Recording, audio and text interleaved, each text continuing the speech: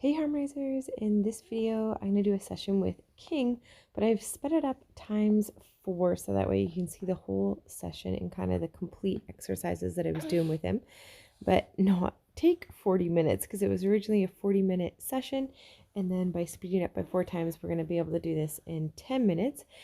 And you guys are getting a little look at some trot and canter that we were actually able to get on the ground as part of our groundwork first. And during the session, I'm going to be able to do the first trot under saddle. And you're also going to see me bail completely and just jump off because of something else that happens. And I'll kind of explain why I do that as we kind of go through this video. So first up, we're watching our groundwork here, just kind of doing some connection exercises, make sure he's coming to me. He does some beautiful little trots, and he has moments where he kind of walks away and comes to, and all of this groundwork is really kind of assessing where his head is at, if he's comfortable with me on both sides, if he's choosing to stay with me, because this is part of my ottb Liberty restart, which means that I'm using no tools, no neck rope, no halter, no whips, no round pen, just positive reinforcement. So we do different exercises where I send him out and get him to come back to me, and play with different energies, kind of going faster, slower.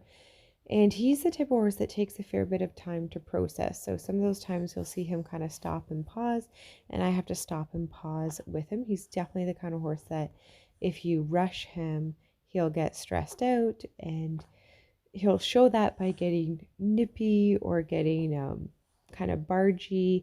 So he needs that time to stop, lick, chew, and just kind of think and blink. There's a couple times where he does walk away, like right there, he kind of got distracted, and then I was able to get him back.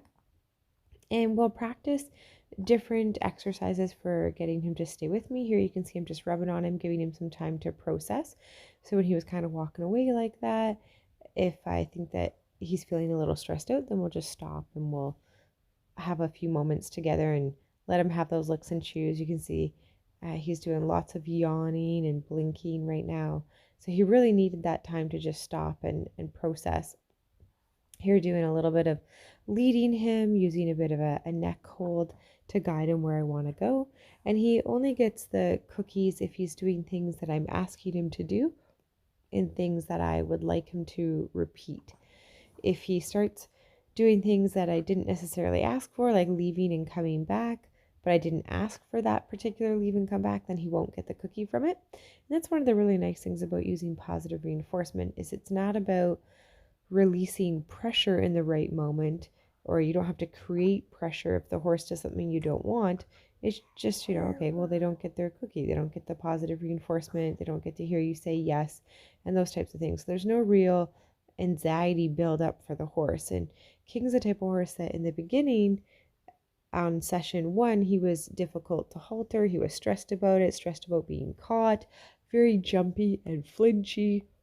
And then now we're about 16 sessions into his training through the Liberty restart, and he's so confident around me, and he's learning to overcome all of these anxieties and stresses. He's easy for me to get on, and he's learning so much. He's becoming more confident in his ability to learn and a lot more trusting of me too, which is pretty exciting.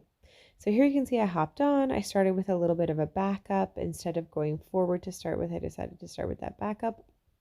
And for the steering, because I don't have a neck rope or reins or anything, you'll see me use my hands to steer him to help guide where I want him to go, because I don't have any tools or anything. I can't pull a neck rope. I can't use a stick or anything like that to push him where I want him to go. So you'll see me kind of reach forward and use my hands. I am trying to use my seat and my leg a little bit too, but often have to use those hands to help guide where I want to go. So I've got these pylons set up as little markers that show me a visual of where to steer to and where we're trying to go. And they also help King to have a little bit of a visual of where to go as well.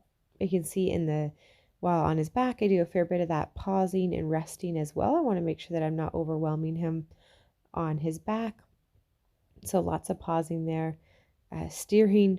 And what I'm doing is steering on little figure eights. I've got 2 pylons and I start off with a figure 8 pattern, trying my best to go around the pylons in the direction I want to go, giving him a cookie when we get around the pylon in the direction I want to go around.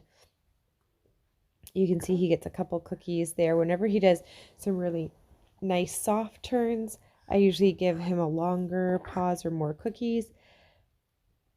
Or if he's feeling stressed, I'll give him more of a pause. But he only gets the double cookies if it's a really nice soft turn. So I try to show him as best I can. Oh, look, this is what I'm looking for. Here's an extra cookie. And so there, that was a really nice turn. He's getting a little extra cookie there. Now I'm making my turn and looking at doing a circle instead of going on the figure 8 there. So I was aiming to the right and sticking to the right and looking to make a circle around the cone and keeping the pylon as the center of my cone. And this particular ring is quite large, actually. I'm not sure what the dimensions are of the ring, but it's a really large ring. And we're making our circles here, making our turns, and he has the freedom to go in a very large space. And he was doing a little bit of kind of looking over this gate area, so I let him kind of come over and look out the gate. And then he sees there's grass, which is a little bit tricky to get him off the grass. There we did our first little trot going along the fence. I thought, okay, well, let's use this grass that he really wants, and we'll do some trotting along the fence and using the grass as like an extra little reward that he can go from grass spot to grass spot, and we'll get our little trots in between. So you can see I kind of pick him up, we go for a little trot. That time he came off away from the grass, so I'm giving him some cookies there instead of the grass, because the grass is kind of more at the one end of the arena. And then here I bail and jump off of him because the horses in the distance in the paddock that's over on the other side, they all start running around like crazy horses. They started bucking and farting and galloping around, and I'm not really sure what was going on there. But I thought, you know what, I'm just going to play safe. We've had such a good experience so far. The last thing I want to do is for him to get excited and me fall off or something like that. So I decided to just get off, and we were just going to do a little bit of reconnecting since he got distracted and he found the grass and the other horses over there. So I just decided to play it safe and reconnect so that way we can get back on and finish with some more trotting. And I think this is an important kind of message to share, that it's okay to get off your horse if something doesn't feel right. Your horse is green, you're new in the training, whatever it is, you can get off your horse. You can always get back on. So once the horses stopped galloping around like idiots in the field next to us and things kind of settled down, I just get back on. We do our little backup again, and we're going to head off and do a couple more trots and things. And this is such a big safety piece. There's no reason to stay on a horse that's making you feel uncomfortable because of the environment or whatever it is, or you're not sure how your horse is going to react. Just hop off. You can always get back on. And that can't be underestimated, because sometimes things can kind of explode and be a lot bigger deal than you maybe thought they were going to be. And sometimes it's no big deal at all. And whatever, you just get back on your horse. No big deal. So here we're working on our circles again. And instead of doing the figure 8, just working on full complete turns. And then once we kind of have that going, we're going to get into our trot again. He wanted to kind of go along the rail there and was kind of looking at the gate. So we just kind of did a couple turns around there. Here he's back at the grass, and which is hard to go by the grass, but we're riding along the rail and doing some different turns and things like that. And then I'm using that for my trot and steering. It's kind of like, if you can keep going, then you can have cookies or you can have some grass.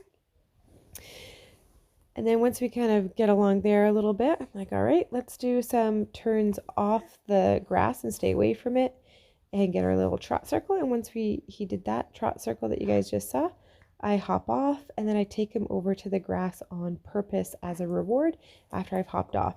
So using that grass as that little extra reward for him listening and being able to stay away from the grass. And then this is pretty cool here towards the end of letting him have some grass here. I'm actually able to call him off of the grass pretty easily and just kind of take him away where I want to go. And we'll take off the bareback pad and go take him back out to the field, all without using any tools there. So using that grass that's naturally there as a reward, taking into account that's what he was wanting and trying to work that into my session. And then as you can see, he's hanging with me just fine at the end there, and I'll go put him back to his field. So this was our session 16. It made lots of progress. I hope you guys enjoyed watching.